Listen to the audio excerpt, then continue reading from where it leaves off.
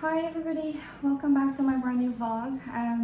I know I've been missing for a while, but I wasn't around. I was in Guyana for maybe like 11 days or so. I had something important that I had to get done. So I went there. So my thing today is to talk to you about elderly parents. So I have my mom back home still. She's at home, at her home. She fell 2 years ago, close to 3 years, I think. I'm always bad with dates and time and stuff like that.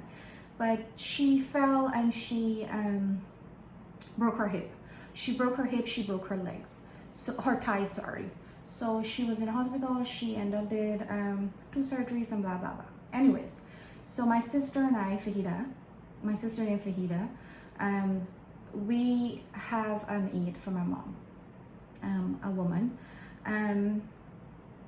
So I went to Guyana, and this is what I want to get on to straightforward and explain something so that people could have a little bit of understanding and take precaution if they do have elderly parents back home.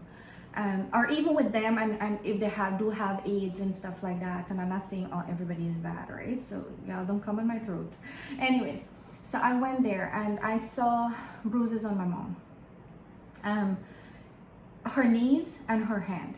So I questioned my mom, what is this about? At first she didn't want to tell me, and she was a little skeptical to say things, and that's how my mom is with me and my sister.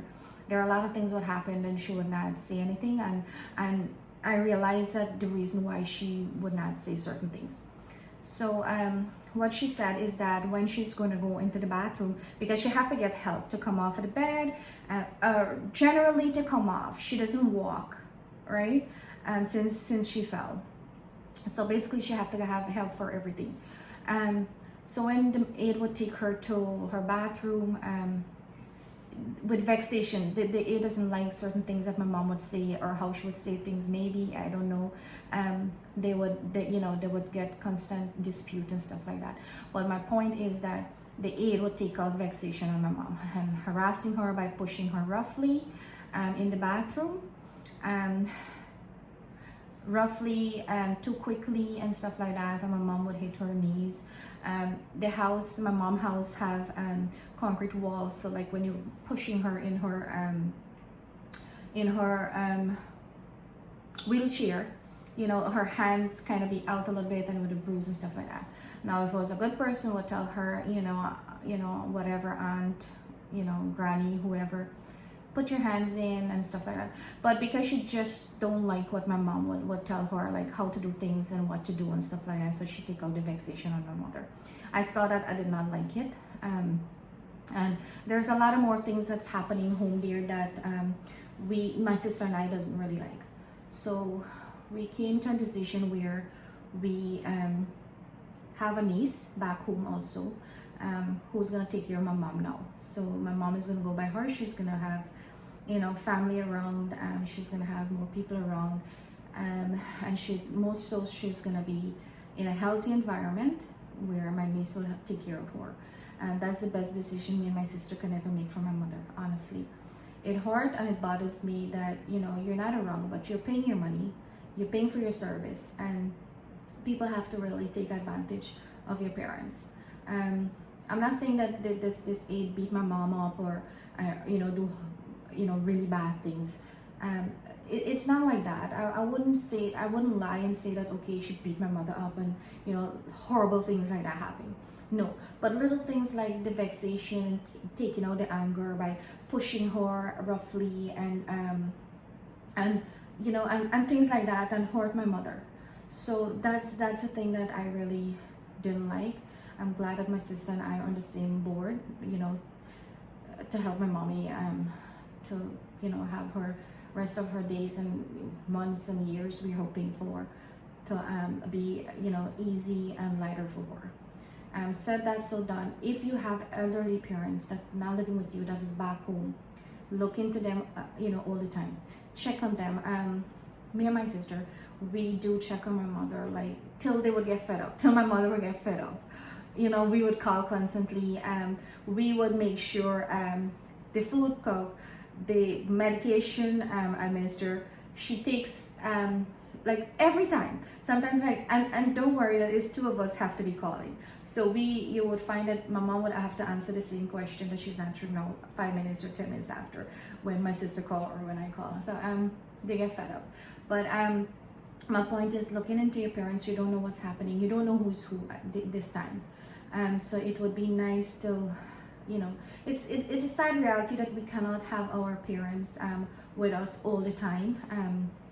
And it's not no excuse, but remember, when you have your own ones to bring up and give them a better life also, but at the same time, don't disown your elderly parents, because we are not. We're taking care of our mommy. And not because that is something that we have to. No, you don't have to, but I feel that is the love and the right thing to do, is to take care of your elderly parents no matter what. Ours is a little bit stubborn. My sister would definitely agree with me saying this. She is so stubborn that it drives us crazy, and you know, but we're still there every day. Not one day passed. We're there. We take care of her, all the doctors and everything. Don't leave your parents alone. They need you when they're old. You know, it doesn't matter sometimes. You know, we all say things, oh, parents doesn't give you this, doesn't give you that, but their parents, their mommy or their daddy, and you know, you have to take care of them. Doesn't matter what. And me and my sister know the hard way out. Trust me, we know the bumpy roads. We know how hard it is, how frustrating it can be. Trust me, it might look easy, but it is very, very frustrating to deal with, you know, your parents and they're not living with you. But make sure if you have the privilege of having your parents with you, do it. If you don't, you can still be there. And with the time that we're living in now, social media is making it so easier for everything. You can see them, you can talk to them, and be there for them. That's my little story. For friends who felt like I was back home and I did not visit and see them, just so you know, I had my own problems. I had my own issues that I had to deal with, and you know, whoever was in close by, I was able to see and stuff like that. But I had a lot of troubles when I went back home. I had wanted to film and show you guys our beautiful country, but it was very frustrating for me. I just didn't feel like filming and seeing anything.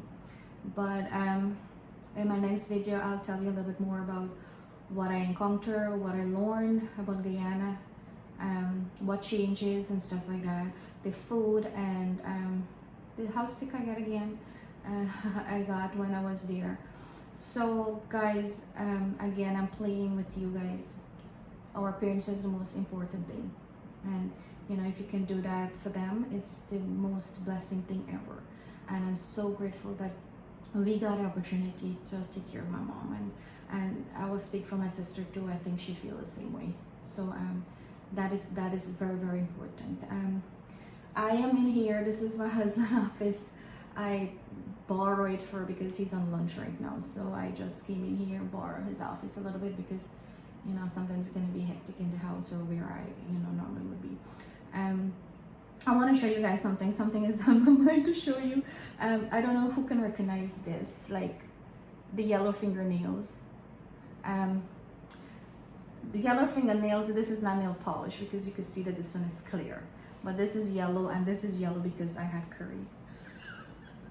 So whoever is my Guyanese audience, and maybe the Indian household and stuff like that, they would understand that turmeric, if you put turmeric or dye in your curry, and if you eat with your fingers, it will get dye. Yeah, it is an embarrassing situation, but hey, it eats better like this. It tastes better, and I made snapper curry today, so that's what I brought from Guyana. But guys, I don't want to make this too long, but that's what I want to say, that your parents, you know, just be on board with them. They need you, and that's I think that you should be there for them. At least that's my opinion. I don't know of anybody else's situation and how they would feel about it, but that's me. Alright guys, don't forget to subscribe, comment, ask any questions. Yeah, guys, so don't forget to subscribe, comment, and ask away any question. There's this girl, Sima. I know that in my last video you said that you had all the symptoms that I had, and it's so real. If you want to talk, because sometimes that's how I used to feel when I had all these things going, is that I feel like I want to talk to people, you know what I mean? And if I can help, because of the experience that I've been through, thing is a call came in and cut my calls off, guys. So if you find any funny thing about the editing and stuff like that, I'm still learning. I am still learning about the whole editing stuff. All right, so you guys take care, bye bye, and see you guys in my next video.